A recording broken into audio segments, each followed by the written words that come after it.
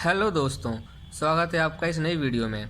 इस वीडियो के अंदर हम संख्या पद्धति अर्थात नंबर सिस्टम के बारे में समझेंगे कि टोटल हमने 13 नंबर्स लिए हैं। हम एक एक करके ये 13 नंबर समझेंगे ये होता क्या है, क्योंकि ये जो नंबर्स हैं ये आपके हर एक क्लास में यूज़ होना है, चाहे किसी क्लास में हो। अगर आपके पास मैथमेटिक्स है तो 6 से लेकर के 10 तक, 11 12 में भी अगर आपके पास मैथमेटिक्स है, इन नंबर्स को आपको यूज़ करना ही पड़ेगा। इस नंबर के बारे में आपको नॉलेज होना चाहिए। अगर आप किसी कम्पिटिटिव एग्ज़ाम की तैयारी कर रहे हैं, किसी भी कम्पिटिटिव एग्ज़ाम की, उसमें भी इन नंबर्स के ऊपर इन टॉपिक्स पे एग्ज़ाम में पूछा जाता है 1 से 2 नंबर के मार्क्स में। तो चलिए हम एक एक करके ये सारे नंबर्स के बारे में समझते हैं। तो सबसे पहला हमारा सम संख्या, चलिए हम लिख लेते हैं सम संख्या। पहला है सम संख्या, जिसकी डेफिनेशन है जो संख्या 2 से पूरी तरह कट जाए वो संख्या सम संख्या कहलाती है। जैसे कि 2, 4, 6, 8, 10, 12, 14 ऐसी चलता जाएगा। 2 से किससे कट जाना चाहिए? 2 से, मतलब जब हम 2 से उसको डिवाइड करेंगे या काटेंगे तो मेरा आंसर जो है नीचे शेष जो है 0 बचना चाहिए। जैसे कि हम मान लेते हैं 8, तो अगर हम 8 को 2 से डिवाइड करते हैं क्या आ जाएगा? 2 चौके 8, देखो 0 कट गया, पूरा 0 बचा है। अगर हम 10 को करते हैं 2 पंचे 10 कट गया। ये सारा क्या है? मेरा सम संख्या है। अगर मान लो हम 7 एग्जाम्पल के लिए हम एक अनदर एग्जाम्पल लेते हैं, 7, 9, तो क्या ये मेरा सम संख्या है? तो अगर हम 7 को किसी डिवाइड करना है, मुझे 2 से डिवाइड करना है, तो 2 तिया 6, 7 में 6 गया 1, देखो शेष मेरा 1 बच रहा है, यानी ये सम संख्या नहीं है। ऐसी 9, इसको 2 से डिवाइड करेंगे, 2 चौके 8, 9 में 60 गया 1, देखो यहाँ भी 1 शेष बच गया, यानी ये भी 9 भी जो मेरा सम संख्या नहीं है। तो सम संख्या मतलब जो 2 से पूरी तरह कट जाए, ये सारे केसेज हो गए, क्योंकि मेरा सम संख्या। तो हम ये कह सकते हैं मैं लिख लेता हूँ पहले, जैसे हम ये देखेंगे, ये तो मान लो हमारा ये तो 2, 4, 6, 8, 10 के बारे में था, इसलिए मैं पता चल गया, 2 से डिवाइड करके चेक कर लिया। मान लो बहुत बड़ा डिजिट है, 10 लाख, 3 करोड़ 90 लाख 40,530, तो ये कैसे पता चलेगा मेरा सम संख्या है? तो उसके लिए हमें एक ये है, जिस संख्या के इकाई का स्थान, कौन सा स्थान? इकाई स्थान पर अगर 0, 2, 4, 6, 8 होता है तो वो संख्या 2 से पूरी तरह कट जाता है। एग्जाम्पल के लिए मान लो आया 4,894 ये आया, तो क्या ये सम संख्या है? तो हम देखेंगे इकाई का स्थान, इकाई कौन सा होता है? इधर से होता है इकाई स्थान, ये क्या है? 4। अगर मेरा इकाई का स्थान इनमें से कुछ है, मतलब अगर मेरा इकाई का स्थान 2 से डिवाइड हो जाता है पूरी तरह से, जैसे अगर हम 4 को 2 से डिवाइड करेंगे तो पूरा कट जाएगा, वो शेष मेरा 0 बचेगा। अगर मेरा इकाई स्थान 2 से पूरी तरह कट जाता है तो मेरा सम संख्या कहलाएगा। इसी तरीके से दूसरा आता है मेरा, इसके बाद सम संख्या के बाद है विषम संख्या। तो विषम संख्या क्या होगा? जो मेरा सम संख्या नहीं है वो विषम संख्या है, अर्थात जो ऐसी संख्या, आप खुद डेफिनेशन लिख लीजिएगा, मैं ऐसे बता देता हूँ, इसी का उल्टा है बिल्कुल। जो संख्या 2 से पूरी तरह न कट जाए, यहाँ पर आ जाएगा न कट जाए, वो संख्या विषम संख्या कहलाती है। तो आप लिख लीजिएगा अगर आपको लिखना है तो। वैसे एग्जाम में डेफिनेशन नहीं आता, आपको बस बताना पड़ेगा कि ऑड नंबर है इवन है। चलिए मैं लिख ही देता हूँ, मैंने लिख दिया विषम संख्या, जो संख्या 2 से पूरी तरह न कटे, ये ध्यान रखना, न कटे। और यहाँ पे क्या था? 2 से पूरी तरह कट जाए। सम संख्या में पूरी तरह कट जाना चाहिए और विषम संख्या में 2 से पूरी तरह नहीं कटना चाहिए, वो विषम संख्या कहलाती है। जैसे कि 1, 3, 5, 7, 9, जैसे यहाँ पर हमने 7 को डिवाइड करके चेक किया था 2 से, तो मेरा 1 बच गया था, यानी ये सम संख्या नहीं है। अगर सम संख्या नहीं है तो क्या हो जाएगा? विषम संख्या है। देखो विषम संख्या में दिया 7 में विषम संख्या है। ऐसे ही मैंने 9 को 2 से डिवाइड करके देखा था, मेरा शेषफल क्या आ गया था? 1, मतलब पूरा नहीं कटा था। अगर ये कट जाता तो सम संख्या कहलाता, बट ये पूरा नहीं कटा, इसका मतलब ये क्या है? विषम संख्या है। तो इसके लिए अगर इसको अगर हम अगर इसका इकाई, अब बड़ा नंबर आएगा तो कैसे पता चलेगा? तो अगर इसका इकाई स्थान पर 1, 3, 5, 7, 9 होता है, वह संख्या 2 से पूरी तरह नहीं कटता, मतलब वो विषम संख्या कहलाएगी। विषम संख्या होगी। ये समझ में आ गया आपको विषम संख्या क्या मतलब, जिसकी इकाई का स्थान 1 3 5 7 हो। जैसे कि एग्जाम्पल, सेम एग्जाम्पल लेते हैं, मेरा 4 8 9 3 आ गया। अब देखो इकाई का स्थान क्या, यहाँ पे मेरा 3 है, तो 3 मेरा क्या है, ये 2 से पूरी तरीके से नहीं कटेगा, तो ये मेरा क्या हो जाएगा, ये मेरा हो जाएगा विषम संख्या। आपका दूसरा हो गया। तीसरा था आपका प्राकृतिक संख्या। तो हम प्राकृतिक संख्या के बारे में पढ़ेंगे। हमने सम संख्या कर लिया, विषम संख्या कर लिया, अब करेंगे प्राकृतिक संख्या। प्राकृतिक संख्या मतलब नेचुरल नंबर, इसको नेचुरल नंबर बोलते हैं। प्राकृतिक संख्या वो संख्या होती है जो मतलब प्राकृतिक संख्या जो गिनती की संख्या को प्राकृतिक संख्या कहते हैं। गिनती संख्या मतलब जो हम गिनते हैं ना, एक किसी चीज़ को गिनना हो, जैसे कितने पीस है, जो स्टॉक को गिनना हो, कुछ चीज़ भी गिनना हो तो 1 2 3 4, ये सारे मेरे क्या है, प्राकृतिक संख्या है। या हम ये कह सकते हैं जो धनात्मक संख्या है जो 1 से स्टार्ट होकर अनंत तक जाए वो प्राकृतिक संख्या कहलाती है। इसका डेफिनेशन ये है, गिनती की संख्या को प्राकृतिक संख्या कहते हैं। या धनात्मक संख्या, धनात्मक मतलब प्लस वाले, धनात्मक मतलब क्या होता है, प्लस वाले, जो 1 से प्रारंभ होकर, यानी मेरा एग्जाम्पल क्या हो जाएगा, 1 से प्रारंभ हुआ, 1 से आरंभ हुआ होकर कहाँ तक जाता है, अनंत तक। अनंत तक मतलब 1 2 3 4 ऐसे चलता जाएगा चलता जाएगा चलता जाएगा और ये अनंत तक जाएगा। इसको बोलते हैं इन्फिनिटी। अनंत का निशान उल्टा ईंट की तरह होता है, तो अंत तक जाएगा, उसको हम कहते हैं प्राकृतिक संख्या। अब इसमें देखेंगे, अगर मैं पूछूं कि पहले 10 प्राकृतिक संख्या क्या है, तो 1 से लेकर 10 तक हो जाएगा। अगर मैं पूछूं कि सम प्राकृतिक संख्या क्या हो जाएगा, तो सम प्राकृतिक संख्या क्या होगा, तो प्राकृतिक संख्या 1 से स्टार्ट होता है, इन्फिनिटी तक जाता है, उनमें से जो 2 से डिवाइड हो जाएगा पूरा पूरा, तो वो क्या हो जाएगा, सम प्राकृतिक संख्या। ऐसे क्या हो जाएगा, विषम प्राकृतिक संख्या, जो 1 से डिवाइड नहीं होगा। अगर हम यहाँ पे 2 देखें तो मेरा सम प्राकृतिक संख्या था, ये सम 4 सम प्राकृतिक संख्या था, लेकिन 1 और 3 जो है वो मेरा विषम प्राकृतिक संख्या था। कभी कभार क्वेश्चन किया जाता है कि अगर हम 2 प्राकृतिक संख्या को जोड़ने पर या गुना करने पर जो भी आंसर आएगा वो प्राकृतिक संख्या आएगा या नहीं आएगा। तो अगर हम किसी को बोला, किसी 2 संख्या को प्राकृतिक संख्या को जोड़ने पे, तो दोनों प्राकृतिक संख्या है, मान लो इन दोनों को हम जोड़ते हैं 2 3 को, तो कितना हो जाएगा, 2 3 5 हो जाएगा। तो क्या प्राकृतिक संख्या है, तो 5 भी एक प्राकृतिक संख्या है, तो आंसर हो जाएगा यस। अगर इसको गुना करते हैं 2 3 6, तो क्या 6 प्राकृतिक संख्या है, तो आंसर इज यस। क्या मेरा 0 प्राकृतिक संख्या है, तो अगर इस डेफिनेशन को देखें तो 0 मेरा प्राकृतिक संख्या नहीं है। क्यों नहीं है, क्योंकि ये स्टार्ट ही जो प्राकृतिक संख्या है वो एक गिनती है, गिनती जो कि स्टार्ट ही होता है 1 से, इसलिए 0 1 से पहले आता है, तो 0 मेरा प्राकृतिक संख्या नहीं है। फोर्थ था हमारा पूर्ण संख्या। पूर्ण संख्या क्या होता है, पूर्ण संख्या फोर्थ जो है मेरा हुआ है पूर्ण संख्या, जिसको हम इंग्लिश में बोलते हैं होल नंबर। तो पूर्ण संख्या क्या है, जो मेरा पूर्ण संख्या जो 0 से स्टार्ट होता है और अनंत तक जाता है। मतलब जो हम यहाँ इसकी डेफिनेशन आप लिख लीजिएगा, वीडियो पॉज करके मैं बोल देता हूँ, ये तो वीडियो लंबी हो जाएगी अगर मैं एक एक का डेफिनेशन लिखाने लग गया तो। 0 पूर्ण संख्या वो संख्या होती है जो 0 से स्टार्ट होती है, मतलब यहाँ पर आ जाएगा 0, जो 0 से आरंभ होकर अनंत तक जाए उसको हम पूर्ण संख्या कहते हैं। मैंने ये डेफिनेशन लिख दिया। पूर्ण संख्या मतलब जो 0 से अनंत तक की सभी धनात्मक प्राकृतिक संख्या को पूर्ण संख्या कहते हैं। तो एग्जांपल क्या हो जाएगा, 0 1 2 3 4 ऐसे चलता रहेगा, इन्फिनिटी तक जाएगा। तो क्या इसको हम ये कह सकते हैं, या अगर हम 0 में प्लस कर दें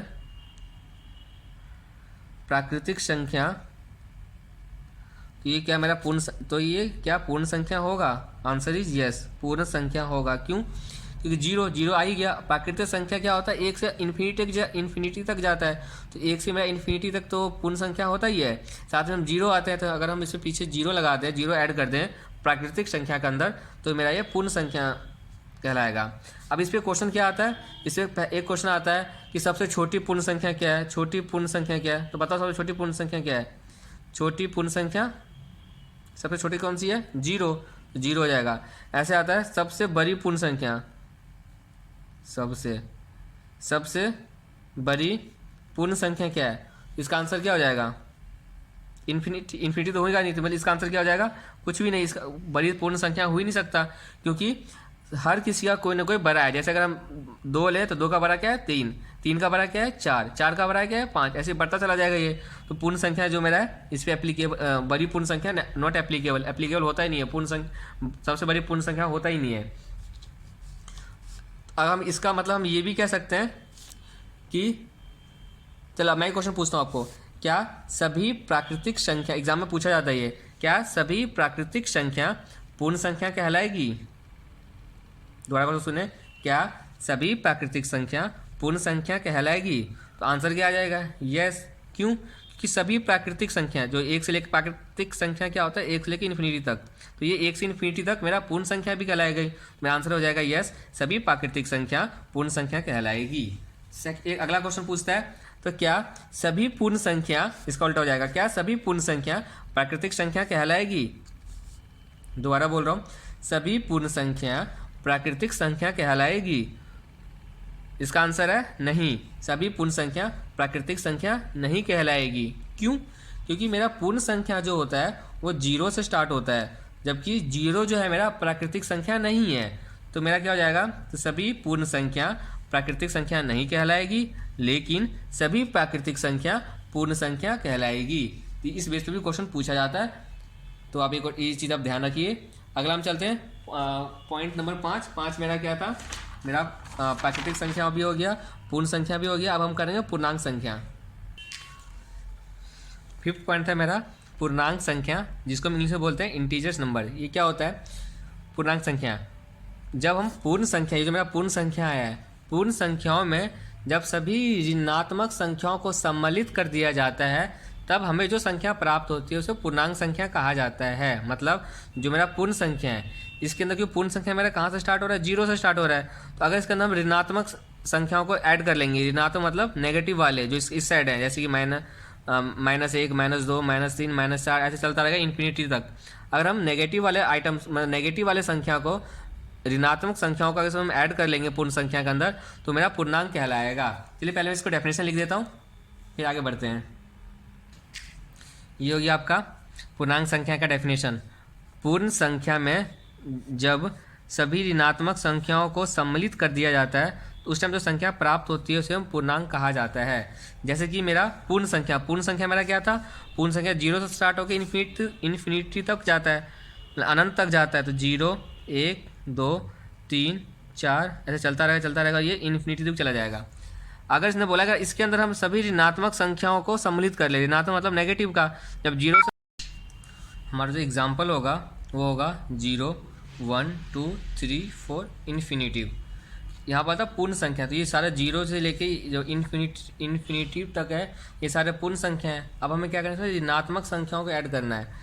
तो ऋणात्मक मतलब नेगेटिव वाले, तो 0 से इससे जब जा रहा था तो सारे प्लस के होते हैं, 0 के राइट हैंड पे सारे प्लस होते हैं, 0 के जो आपका लेफ्ट हैंड है वो सारे नेगेटिव होते हैं, माइनस वाले होते हैं। तो -1, -2, -3 ऐसे चलता रहेगा और ये माइनस इन्फिनिटी तक आएगा। ये आपका हो गया इंटीजर नंबर। इसको हम एक तरीके से और समझ सकते हैं, हम बोल सकते हैं और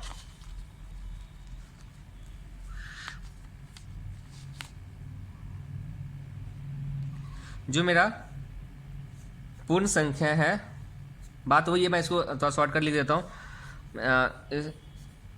जो मेरा पूर्ण संख्या था उसके अंदर हमें क्या प्लस करना है? ऋणात्मक संख्या को, इसको हमें, अगर हम पूर्ण संख्या में ऋणात्मक संख्या को ऐड कर देंगे तो ये मेरा हो जाएगा पूर्णांक संख्या। अब हम जब भी आप पढ़िएगा तो आपको सम संख्या और विषम संख्या इन दोनों को एक साथ पढ़ना है। प्राकृतिक संख्या, पूर्ण संख्या और पूर्णांक संख्या इसको एक साथ पढ़ना है। बाकी परिमेय संख्या, अपरिमेय संख्या और वास्तविक संख्या इसको एक साथ पढ़ना है। अभाज्य, भाज्य और सह अभाज्य एक साथ पढ़ना है। पूर्ण वर्ग और पूर्ण गहन संख्या एक साथ पढ़ना है। इससे आपको सारा डिफरेंस क्लियर हो जाएगा।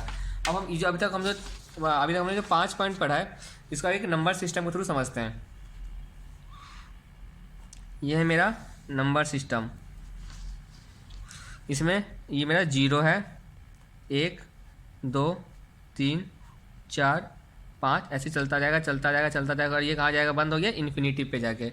जब भी ऐसे -1 यहाँ पे आएगा, -2 -3 -7, ऐसे -5 -6 -7 ऐसे चलता जाएगा, और ये आ जाएगा माइनस के इन्फिनिटी पे। कितना आपको समझ में आ गया। अब अगर हम इसमें जो हमने अभी तक 5 पॉइंट पढ़े हैं, पहला पॉइंट है मेरा सम संख्या, दूसरा है विषम संख्या, तीसरा है मेरा नेचुरल नंबर, प्राकृतिक संख्या, पूर्ण संख्या और पूर्णांक संख्या। अब एक एक करके समझते हैं। ये जो मेरा सबसे पहले आता है प्राकृतिक संख्या। प्राकृतिक संख्या क्या होता है, जो मेरा गिनती होता है 1 से स्टार्ट होता है, इन्फिनिटी तक जाता है, यानी अनंत तक जाता है। यानी ये यहाँ से लेकर यहाँ तक मेरा क्या हो जाएगा, ये मेरा हो जाएगा प्राकृतिक संख्या। दूसरा क्या था हमारा पूर्ण संख्या। पूर्ण संख्या क्या होता है, जो मेरा 0 से स्टार्ट होता है, यानी यहाँ से स्टार्ट होगा और ये अनंत तक जाएगा, जिसको हम बोलते हैं पूर्ण संख्या। देखिए प्राकृतिक संख्या के अंदर 0 ऐड हो गया तो पूर्ण संख्या बन गया। तीसरा था मेरा पूर्णांक। पूर्णांक में क्या हो गया, जब मैं पूर्ण संख्या में इसके अंदर मतलब जो मेरा पूर्ण संख्या है इसके अंदर अगर हम नेगेटिव वाले फिगर को, माइनस वाले फिगर को, अर्थात ऋणात्मक वाले फिगर को, संख्या को और ऐड कर देंगे तो मेरा क्या बन जाएगा, ये मेरा बन जाएगा पूर्णांक। मतलब पूर्णांक का मतलब है यहाँ से लेकर के ये सारा जो है आपका, इधर भी आपको चलता रहेगा, यहाँ से लेकर के यहाँ इस इन्फिनिटिव से लेकर के इस इन्फिनिटिव तक, यानी इस अनंत से, नेगेटिव वाले अनंत से लेकर के पॉजिटिव वाले अनंत तक, ये सारा मेरा क्या कहलाएगा, पूर्णांक कहलाएगा। ये आपको अगर पहले 3। अब सम संख्या क्या होगा, जो 2 से पूरा पूरा डिवाइड हो जाता है, जैसे कि जैसे कि ये 6 पॉइंट है मेरा परिमेय संख्या, जिसको इंग्लिश में बोलते हैं रैशनल नंबर। तो परिमेय संख्या क्या होता है, परिमेय संख्या ऐसी संख्या होती है जिसको हम P/Q के रूप में प्रकट कर सकते हैं। मतलब हम इसको P/Q के रूप में प्रकट कर सकते हैं, हम प्रकट कर सकते हैं, जिसमें जो है मेरा जो P है एंड जो मेरा Q है, P एंड जो मेरा Q है, P एंड Q जो है वो क्या होना चाहिए, पूर्णांक होने चाहिए, पूर्णांक हो, तथा जो मेरा Q है वो मेरा 0 के बराबर नहीं होना चाहिए। ये है मेरा परिमेय संख्या। P/Q के रूप में मतलब अंश बटे हर के रूप में होना चाहिए, तो मेरा परिमेय संख्या कहलाएगा। एग्जाम्पल के लिए अगर हम बोलें, मैं एग्जाम्पल के लिए क्या हो जाएगा, जैसे कि 2/3, 4/6, -6/9, 2, 1, 0, ये सारा क्या परिमेय संख्या है। क्यों, ये तो ठीक है, क्यों P/Q के रूप में, ये भी P/Q के रूप में, ये भी P/Q के रूप में, बट 2, 1, 0 तो मेरा P/Q के रूप में नहीं है। अगर इसके नीचे हम 1 लगा दें तो इससे इसकी वैल्यू तो चेंज होगी नहीं, ये 2/1 तो 2 ही रहेगा, 1/1 1 ही रहेगा, 0/1 ये भी 0 ही रहेगा, इसकी वैल्यू तो चेंज होगी नहीं। तो इसलिए मेरा क्या हो गया, ये परिमेय संख्या हो गया। अब आपको अगर हम बोलें क्या मेरा 10/0 या 1/0 क्या ये परिमेय संख्या है, ये दोनों, तो ये मेरा आंसर परिमेय संख्या नहीं है। क्यों नहीं है, इसने बोला हुआ है Q जो है 0 के बराबर नहीं होना चाहिए। यहाँ पे मेरा Q 0 है, यहाँ पे भी मेरा Q 0 है। ये Q क्यों है, कि P/Q के रूप में है, ये मेरा परिमेय संख्या नहीं है। इसको लिख कैसे काट दीजिएगा, इससे याद रहेगा आपको, ये परिमेय संख्या नहीं है। इसका मतलब क्या होगा, ये अपरिमेय संख्या होगा। अब आपको ये पता होगा एक पाई की वैल्यू होती है, पाई, जिसको हम पाई बोलते हैं। जो आप सर्कल वगैरह, जो आप वृत्त वगैरह का क्वेश्चन करेंगे तो उसमें यहाँ पे आप पाई का लिखा होगा, जिसकी वैल्यू होती है पाई इक्वल टू होता है 22/7 बोल दो या 3.14 ये बोलो। तो जो आपका पाई है ये मेरा परिमेय संख्या नहीं है, परिमेय जो है संख्या नहीं है। लेकिन जो ये 22/7 है ये क्या है, मेरा परिमेय संख्या है। क्यों, क्योंकि P/Q के रूप में। 3.14 ये भी परिमेय संख्या है। क्यों है, क्योंकि हम 3.14 को हम ऐसे लिख सकते हैं, पॉइंट हटा के नीचे एक पॉइंट के बाद 2 डिजिट है तो 2 0 लगा देंगे, इसका हम ये लिख सकते हैं 314/100। तो ये मेरा P/Q के रूप में आ गया, और Q मेरा 0 भी नहीं है, तो मेरा जो है ये मेरा परिमेय संख्या कहलाएगा। आपके इस टॉपिक से भी कई सारे एग्जाम में क्वेश्चन आते हैं परिमेय संख्या के बारे में कि परिमेय संख्या है या नहीं है। अब हमारा पॉइंट 7 क्या था, हमने परिमेय संख्या कर लिया। अब हम अपरिमेय और वास्तविक संख्या करेंगे। 7 पॉइंट हो जाएगा मेरा अपरिमेय संख्या। अपरिमेय संख्या क्या होता है, इरेशनल नंबर। अपरिमेय संख्या जो है आपका जो परिमेय संख्या था इसका बिल्कुल अपोजिट होता है, मतलब जो p/q के रूप में नहीं लिखा जाता उसको हम अपरिमेय संख्या कहते हैं, जहाँ पे p/q पूर्णांक है तथा q 0 के बराबर नहीं है। इसका डेफिनेशन मैं लिख देता हूँ, ये आप सुन लीजिए, अपना लिख लीजिएगा। अपरिमेय संख्या वो संख्या होती है जो परिमेय संख्या नहीं है, ठीक है। दूसरा लाइन, ऐसी परिमेय संख्या जिसको मतलब जो p/q के रूप में नहीं लिखा जा सकता उसको हम अपरिमेय संख्या कहते हैं। तो अभी डेफिनेशन लिख लीजिएगा, हो गया। अब इसके एग्जाम्पल क्या होगा, एग्जाम्पल में मतलब अगर हम ले √2, √3, √2 जो है इसको क्या आप p/q के रूप में लिख सकते हैं, नहीं लिख सकते। तो ये मेरा क्या है, अपरिमेय संख्या है। ये √3 अपरिमेय संख्या है। √4 अपरिमेय संख्या नहीं है। क्यों नहीं है, √4 का मतलब है 4 का हम वर्गमूल करेंगे, तो मेरा 4, 2 दूनी 4, खत्म हो गया। ये नहीं, जब पूरा स्क्वायर रूट बन रही है, ये मेरा पूर्ण वर्ग संख्या है, इसलिए ये मेरा अपरिमेय संख्या नहीं कहलाएगा। ऐसी √5 अपरिमेय संख्या है, √6 अपरिमेय संख्या है। अब पीछे हमने पढ़ा था कि जो मेरा पाई है, पाई मेरा परिमेय संख्या नहीं है, मतलब ये अपरिमेय संख्या है। तो जो मेरा पाई हो जाएगा वो मेरा अपरिमेय संख्या हो जाएगा। तो हम कह सकते हैं जिसका वर्गमूल नहीं निकलता हो, पूर्ण वर्गमूल जो है जिसका पूर्ण वर्गमूल नहीं निकलता हो वो अपरिमेय संख्या कहलाता है, वो अपरिमेय संख्या कहलाती है। अब 8 पॉइंट था वास्तविक संख्या।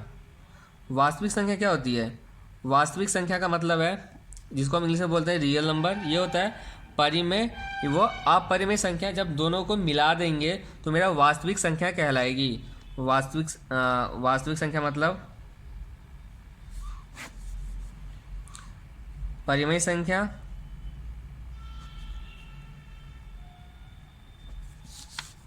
प्लस में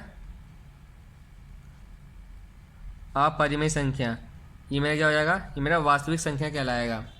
एग्जाम्पल क्या हो जाएगा, जैसे कि मेरा √2 है, तो ये मेरा क्या अपरिमेय संख्या है, तो ये मेरा और ये मेरा वास्तविक संख्या भी कहलाएगा। √3 हो गया, √3 हो गया, √5 हो गया। आपका जो पाई था यहाँ पे, ये भी मेरा इसमें वास्तविक संख्या में आ जाएगा। मेरा 2 हो गया, 7 हो गया, -3, -9,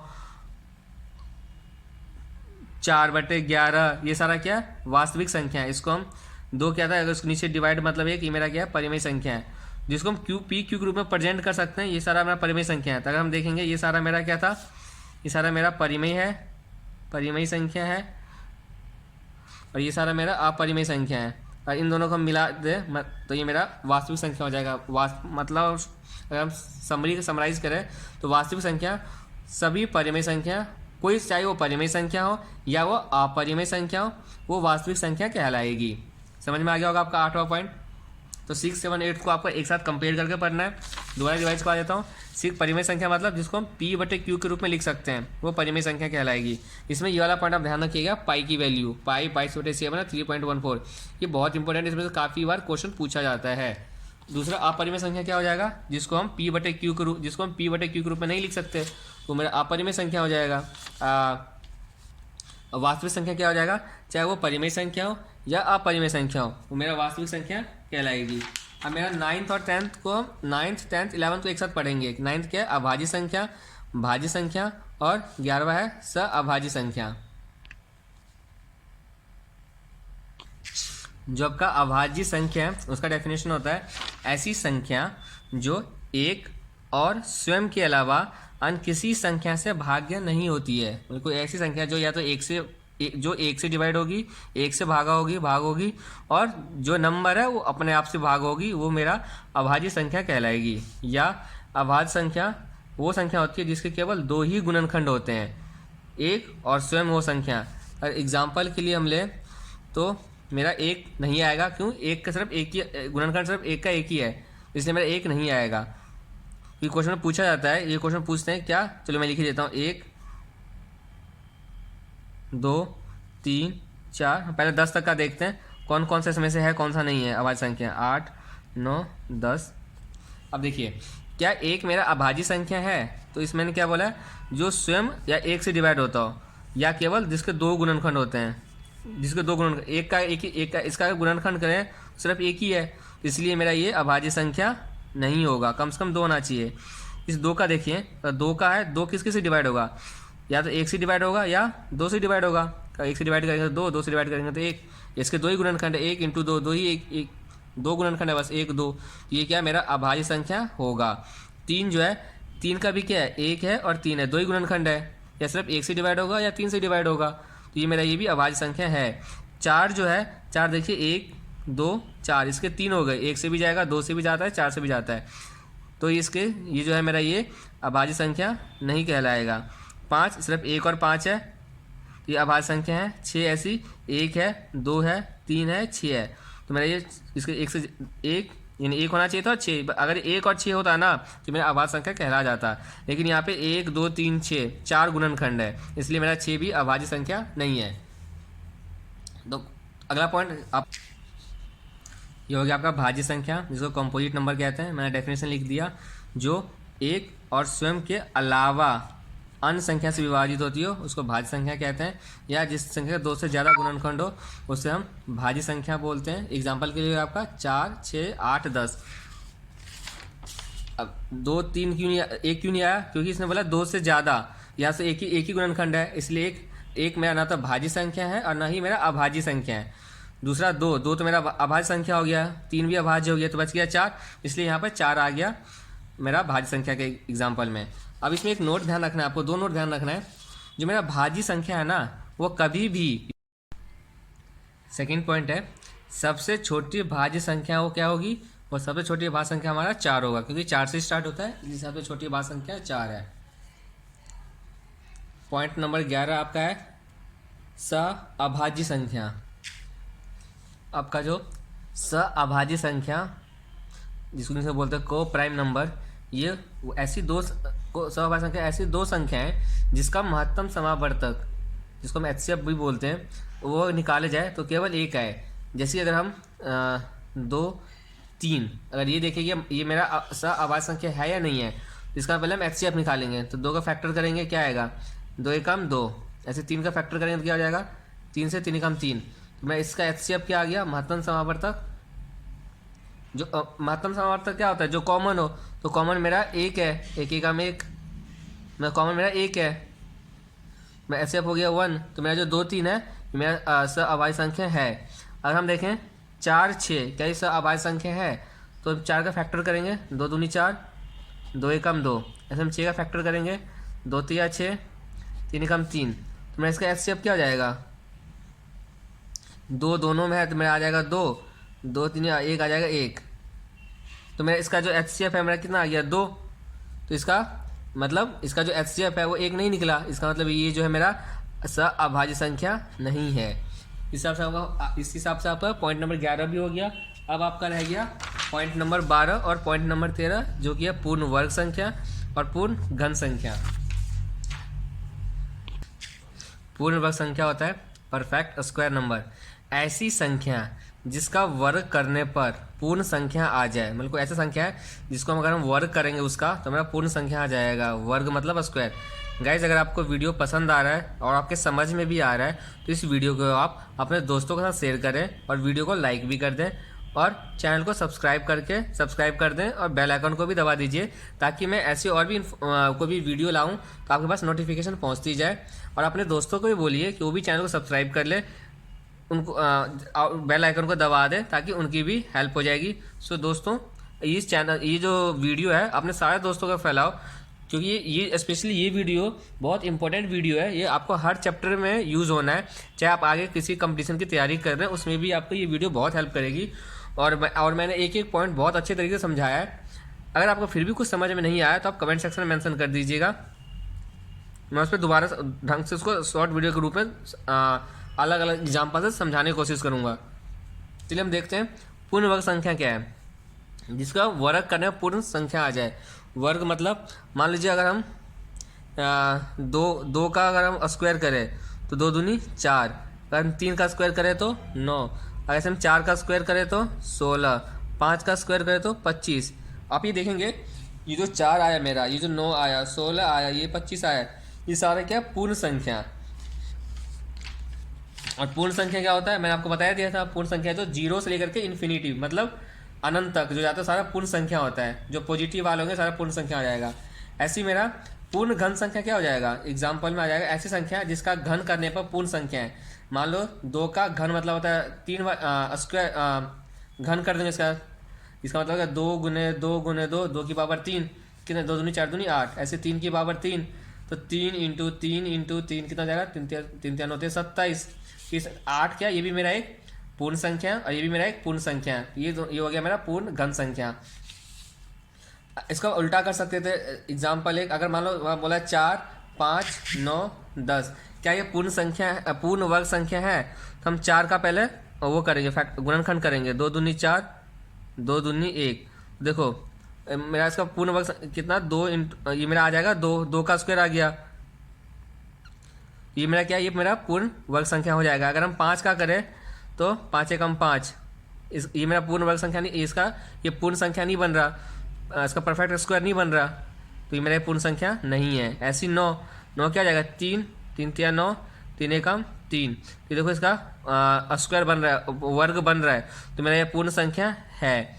ऐसे अगर हम 10 का करें तो 2 पंचे 10, 5 एकम 5, तो ये मेरा 2 5, ये मेरा पूर्ण वर्ग नहीं बन रहा, मतलब स्क्वायर नहीं बन रहा, इसका वर्ग नहीं बन रहा, तो मेरा ये पूर्ण वर्ग संख्या नहीं है। ऐसे ही आपका पूर्ण घन संख्या हो जाएगा। गाइज इस प्रकार से आपके सारे पॉइंट्स मैंने करवा दिए। इस वीडियो में एंड तक बने रहने के लिए धन्यवाद। इस वीडियो को अपने दोस्तों के साथ शेयर करें और वीडियो को लाइक भी कर देना और चैनल को सब्सक्राइब भी कर दीजिए और बेल आइकन को दबा दीजिए। धन्यवाद, मिलते हैं अगले वीडियो में। Please subscribe my channel, subscribe कर दीजिए मेरे चैनल को, ऐसी और भी वीडियो मैं लाता रहूँगा।